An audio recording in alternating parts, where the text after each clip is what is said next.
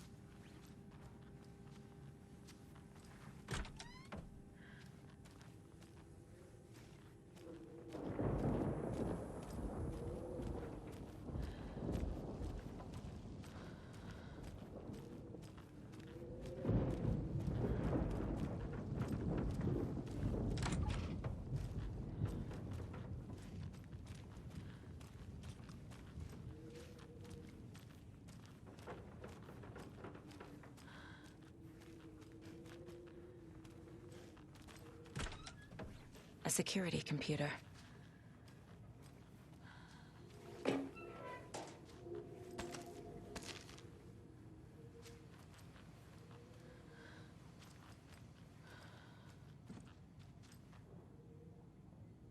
The Koskela brothers aren't just in the cult.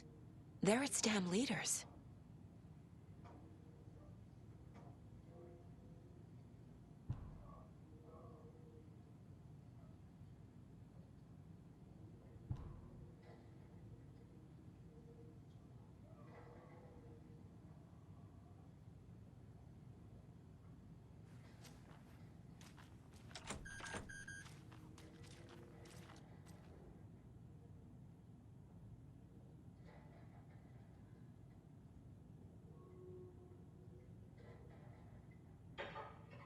Day, then month. He uses European formatting.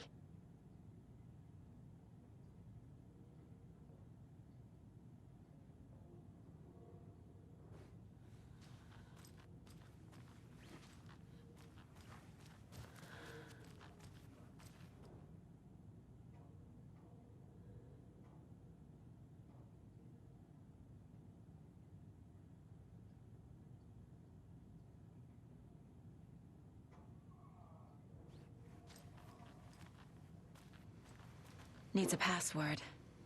And a warrant, technically. But hey, desperate times. This door needs a knob.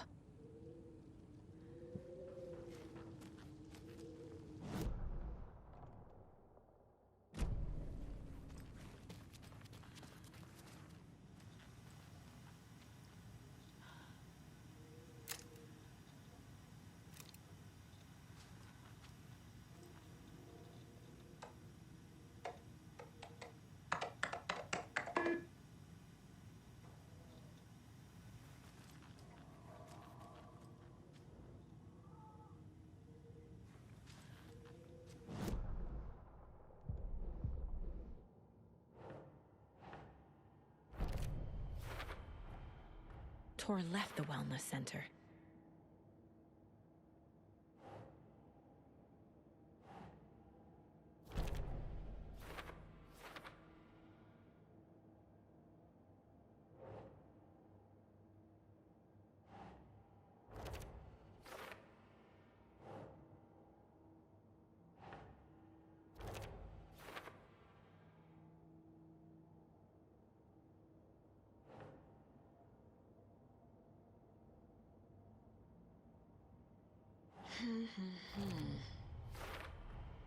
I have what I need to figure out the password.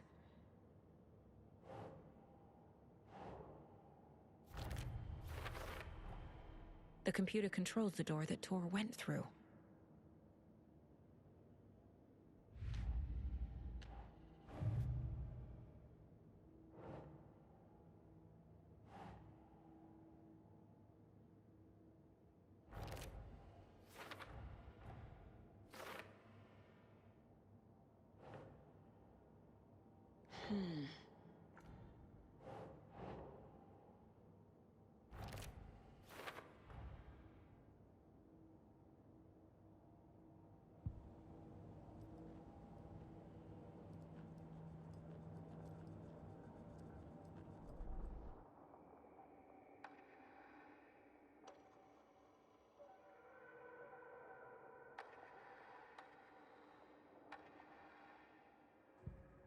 The report of the shotgun rang in the air.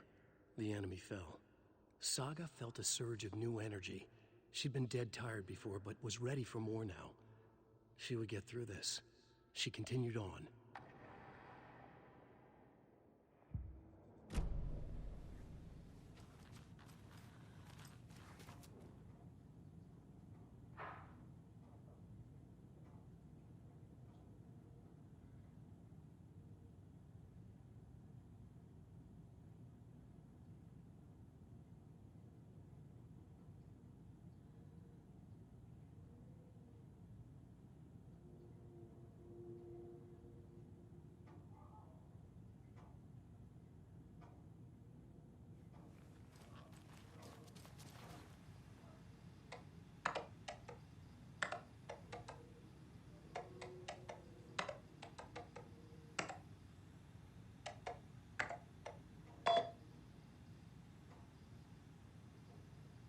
And the doors are open.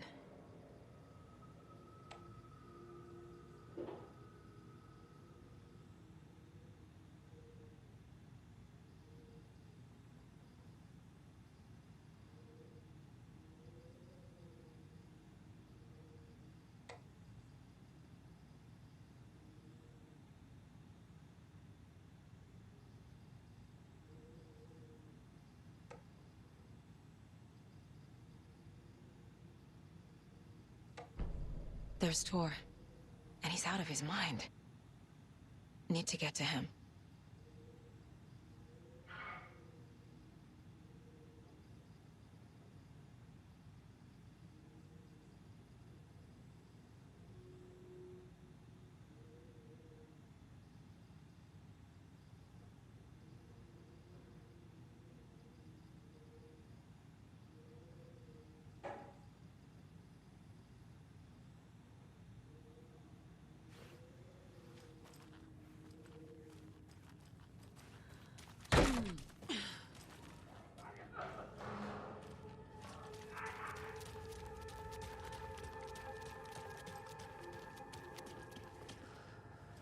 Shit!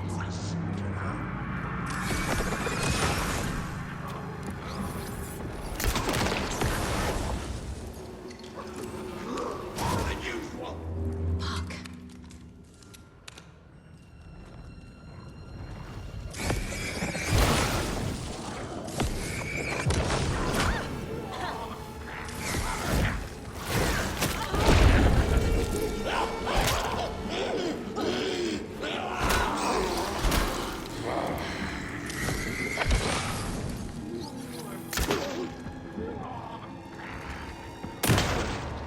Jesus Christ.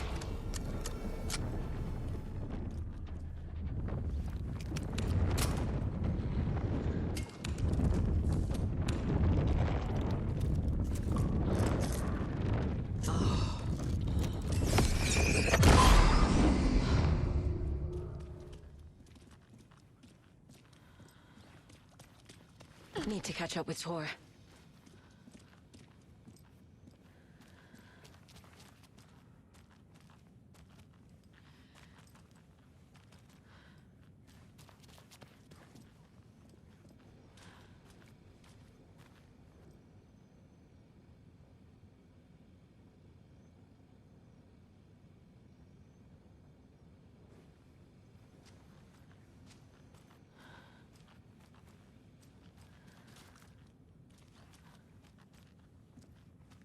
This must have been Tor's.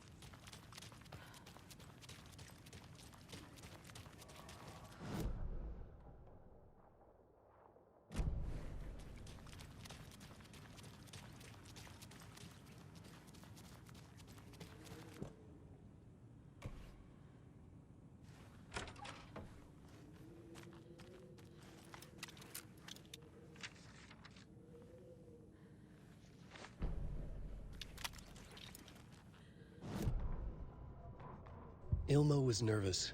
His palms were clammy. He lowered his phone. Mulligan isn't picking up. Yako shook his head, pointed at his own phone. Same with Thornton. Ilmo didn't like it. No one was answering the phone at the workshop in Watery either. Something was up. It had to be the writer. Had to be. The Koskela brothers were crouching in the bushes across from the Elderwood Palace Lodge, its light shining in the night. They couldn't wait any longer. The brothers knew Saga was in Watery visiting her trailer. Going now was their only chance to do this without hurting her. Ilmo stood up and a crowd of deer masks looked his way. Okay, this is it. The writer is the target. Take him down and it's all over. Only shoot the Fed if you have to. This is our big moment. We watch in the night. The crowd murmured the chant back to him. Ilmo turned his face to the hotel. He could see Saga's partner in the window. Ilmo slapped his brother on the shoulder. The brothers donned their masks. The cult of the tree was ready.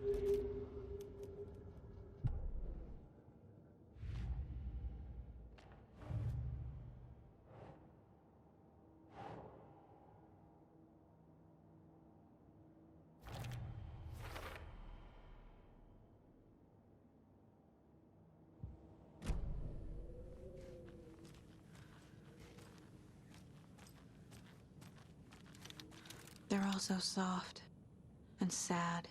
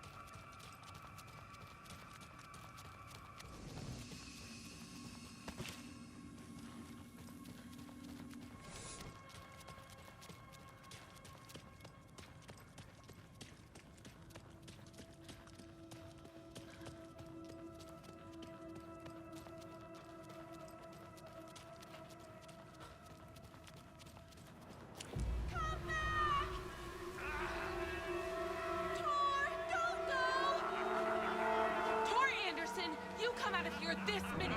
That water is bad for you! Tor, wait! Cynthia Weaver, I know it's you! This kind of behavior is not okay!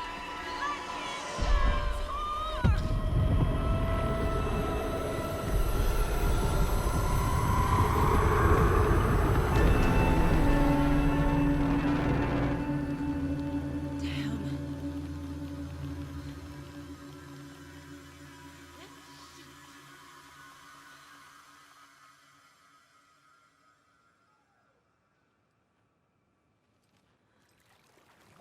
Tor?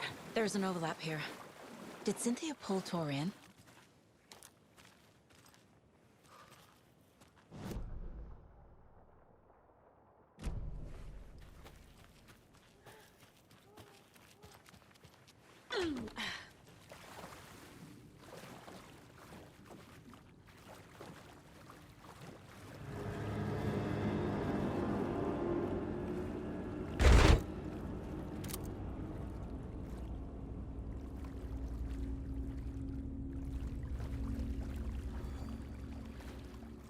Need to find the key.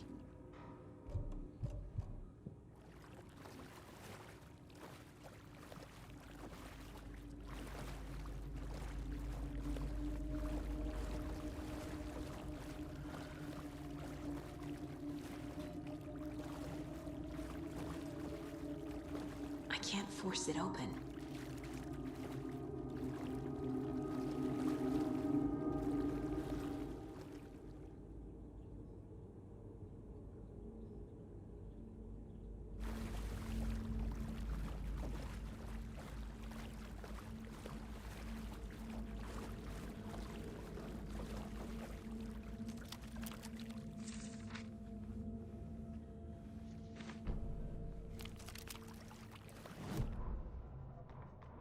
Wheeler used to be the agent of a manic-depressive celebrity writer, Alan Wake.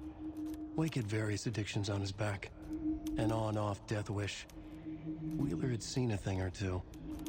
Wheeler paid a lot of money for a good shrink. Got himself convinced that all the nightmares he'd seen leading up to Wake drowning himself were just his imagination. PTSD. Now we had pills to keep the shadows from his sleep. But the Andersons were something else. The nightmares were starting to creep in again. Or maybe it was the drugs in the air. Wheeler hoped it was the drugs. The Andersons were so old. Vampires. After every gig and the party that followed, took them weeks to bounce back. And they never did completely. Each time Wheeler expected them to croak.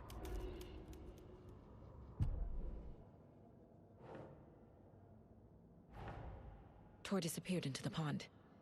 It's another overlap. Has to be. How do I get inside?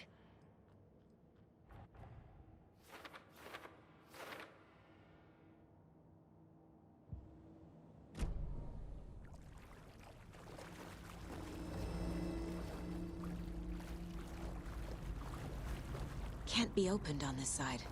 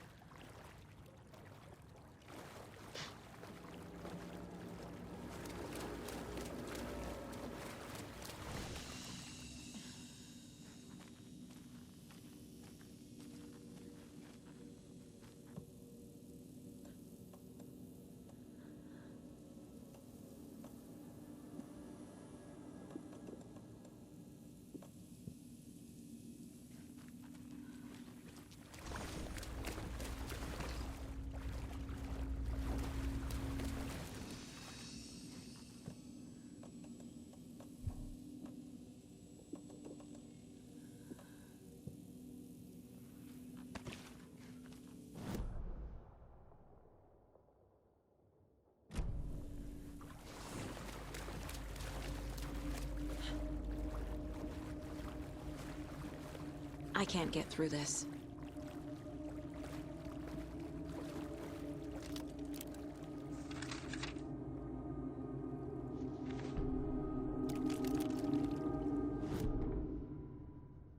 Emmett Elwood had had enough.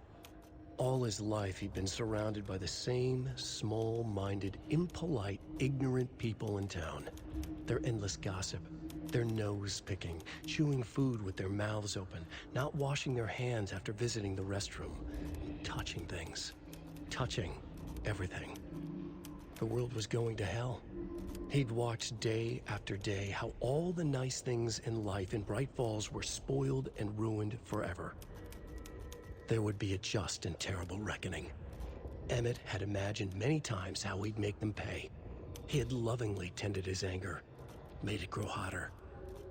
It was out in the open now. Ugly and slobbering, they reached at him with their unwashed hands. He'd beat them down, beat them until they no longer moved. And then he'd wash his hands with a strong antibacterial disinfectant.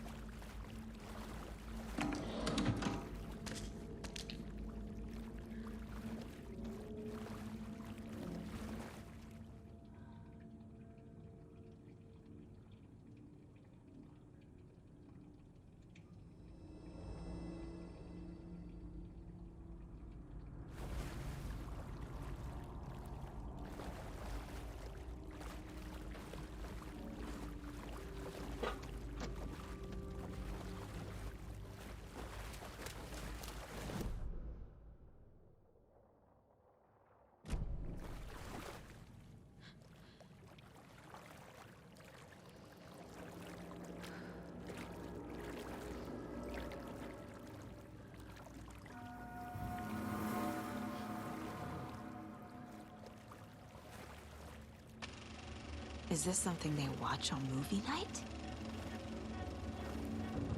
That looks just like Casey. What the hell is going on?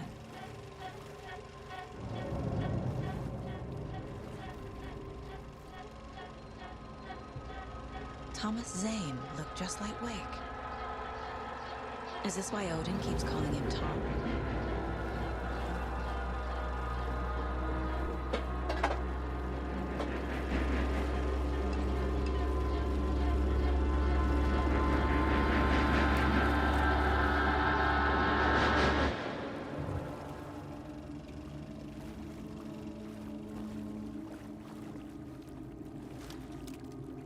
Cynthia Weaver had always kept her lantern close. Someone in the bathroom with her. In the dark. Dark water pressed itself into her. She screamed. Cynthia Weaver hated being old. She'd been a doer, a fighter. Now the bathroom frightened her, afraid she'd break her hip, like Norman.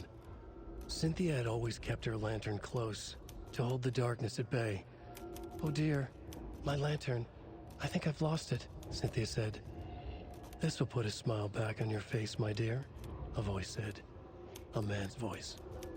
Someone in the bathroom with her. In the dark. The light bulb had blown. She meant to replace it days ago. How could she forget? She had slipped getting out of the tub. She lay in the tub now. She lifted her hand. It looked wrong. Too many hands. In a black void with no sense of up or down, she was underwater. A dark shape pushed her down. Dark water pressed itself into her. She screamed. It came out in bubbles.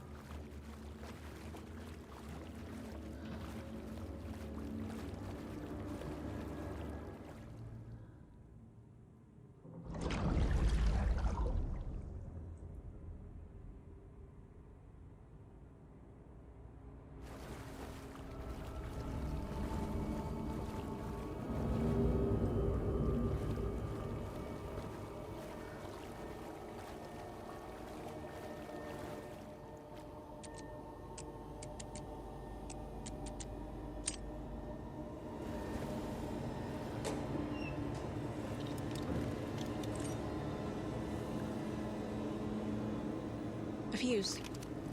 Could come in handy.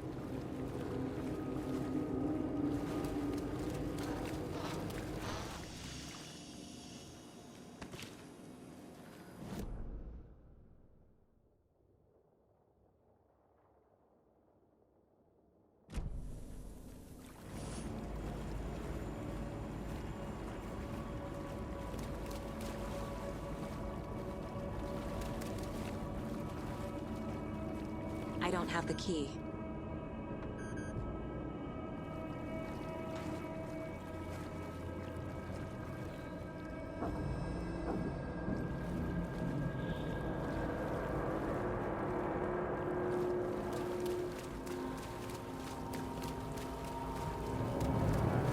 It's not opening.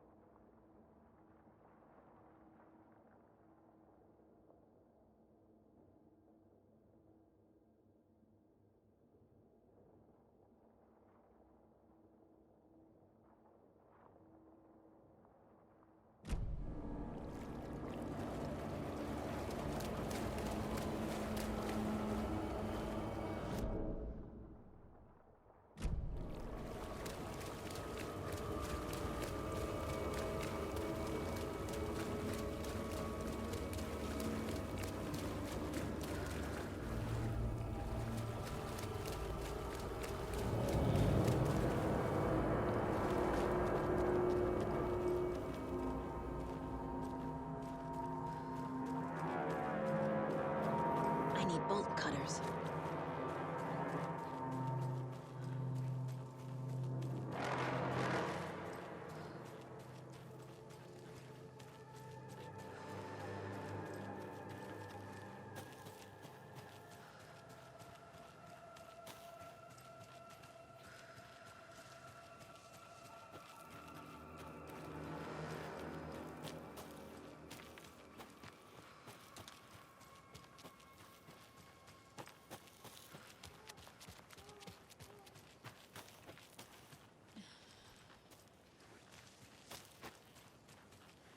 I need something to cut this.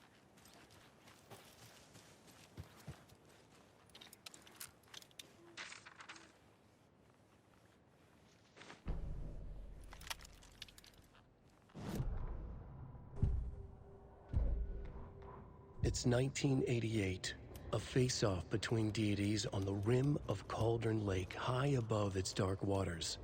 Thunder roared, the old gods facing something even more powerful, something harder to define even.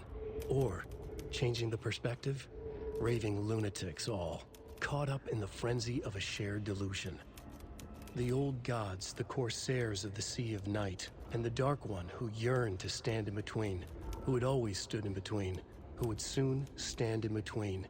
We help you, you stay away from our family, Tor Anderson snarled over the thunder. Yes, until you all come to me, came the answer. That's never gonna happen, shouted Odin. I will take this as collateral, shall you remember our deal, said the Dark One. Blood arched from Odin's face as he fell to his knees. Lightning hit the dark figure on the cliff, and with that, he was gone. Tor rushed to his brother. Are you alright, bro? Effectively blind in that moment, the eye patch covering his left eye, his hand over the now empty socket of his right, blood oozing out of it. Odin cursed. The bastard took the wrong eye.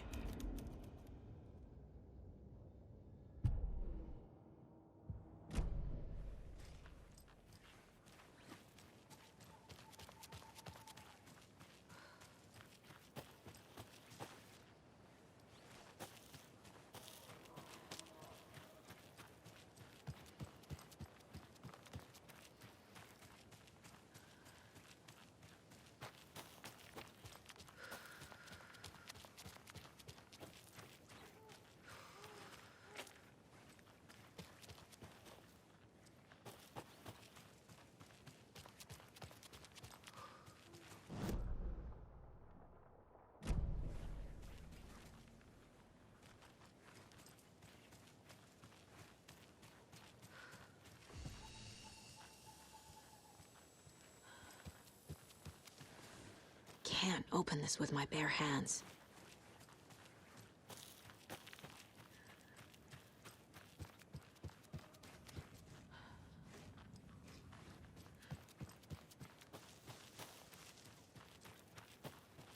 What was that?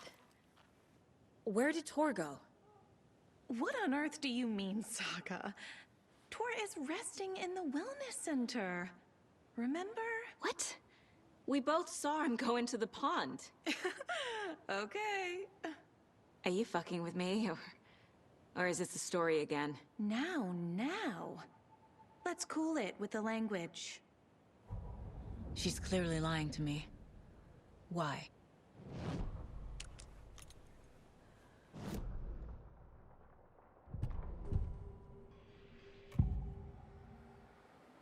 Rose watched Tor go into the pond. Why is she lying to me? The secret mission for Alan's #1 fan. The hero will say Wake has returned. We're all characters in his story. Gee whiz. I'm not his fucking character. But I can use that phrase to make Rose stop lying to me. Wake has returned. Cynthia took Tor. What happened to her? When the darkness touches your head, your bookshelf gets shuffled. I put her lamp in the shoebox. What do you call a lamp lady without her lamp? Is Rose talking about Cynthia or herself? Or both?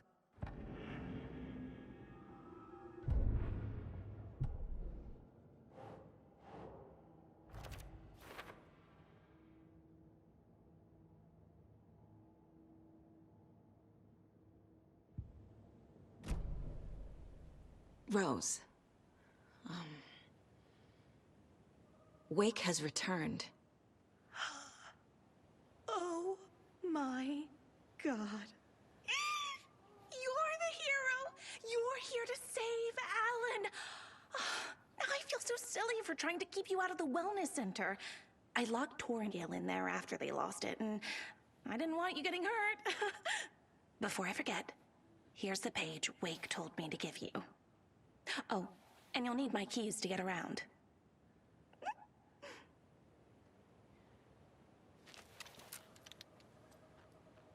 Saga jabbed the selector on the jukebox, the missing record in its place.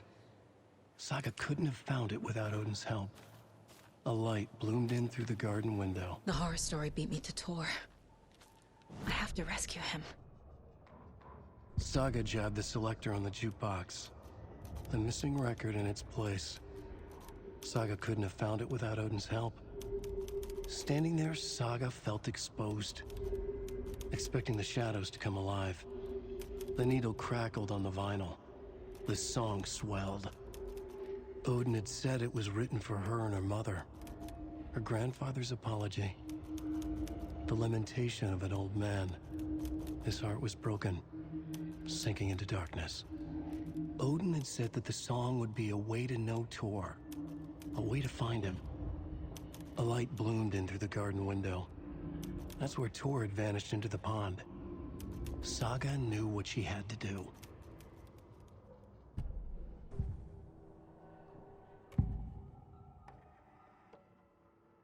The page mentions a missing record. Do you know where it is, Odin? Driven by passion, raging like a storm. Your grandfather made the song to apologize to your mother, Freya, and to you. Tor's like a storm. Your mother did the right thing, leaving with you, even if it broke your grandfather's heart. And mine. Listen to the song, Saga. It's all there. Tor only had one record made. He keeps it in the museum. Odin knows my mom's name. He's saying my mom took me away when I was still a baby.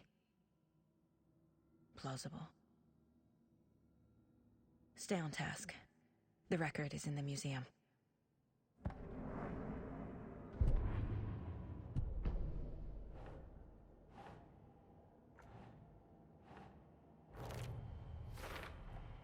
The page says the record will open the overlap. Or is the page predetermining it? Am I just playing into the story?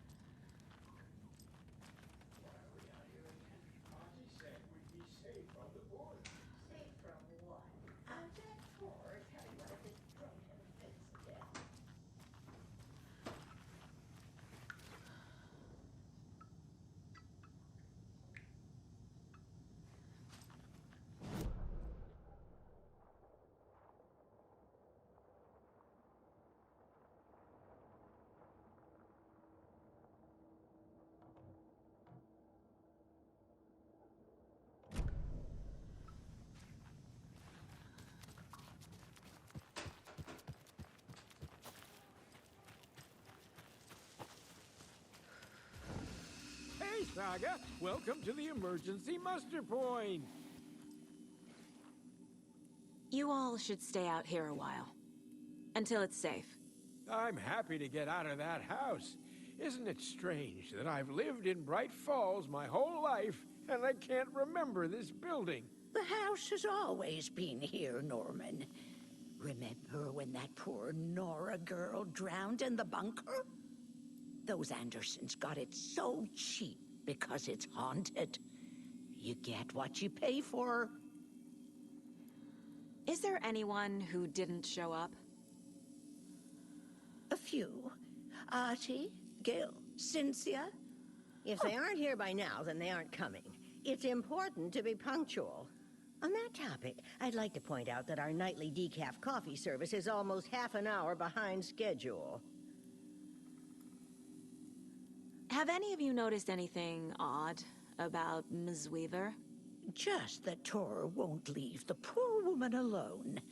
That brute wants one thing, and one thing only. Cynthia's gotten downright bossy. Take a swim in the pond, Norman. Drink some water, Norman. Well, no one tells Norman MacDonald what to do. Mandy May, are you all right? You're bleeding. Oh, how did that happen? Oh, no, Mandy May. Oh, no! Oh, don't be a crybaby, Norman. It's nothing. I just poked my finger knitting this monster of a blanket. Hello there.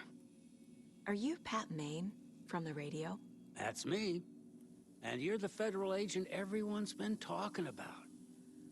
Would you have time for an interview at some point? Oh, sorry. I'm kind of in a hurry right now. Love your show, though. Very informative. Thank you. Never compromise on quality. That's my motto. We'd be happy to have you on the show anytime, me and my listeners.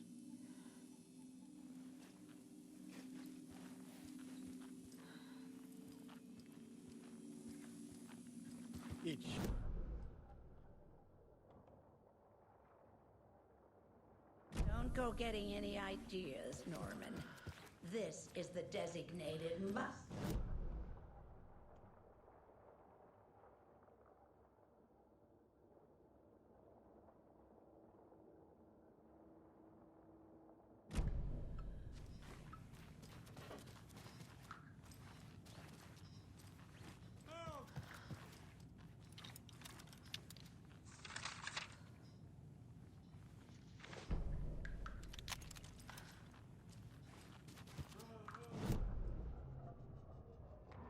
Odin Anderson stirred in his bed, his vision hazy, smudged. He felt weighted down by an ocean of dark water. Through the haze, he made out Saga. Odin felt useless. He wished he could tell Saga how his silly faces made her smile when she was young. Too young to remember. Odin used to joke that Tor was her grandfather, but he was the Allfather. He smiled at the memory. Odin was the kinder of the Anderson brothers. Tor lacked patience, more volatile. The brothers fought a lot, but they were inseparable. Now Tor was missing, dragged into darkness. Odin could feel it. Time was running out for both of them.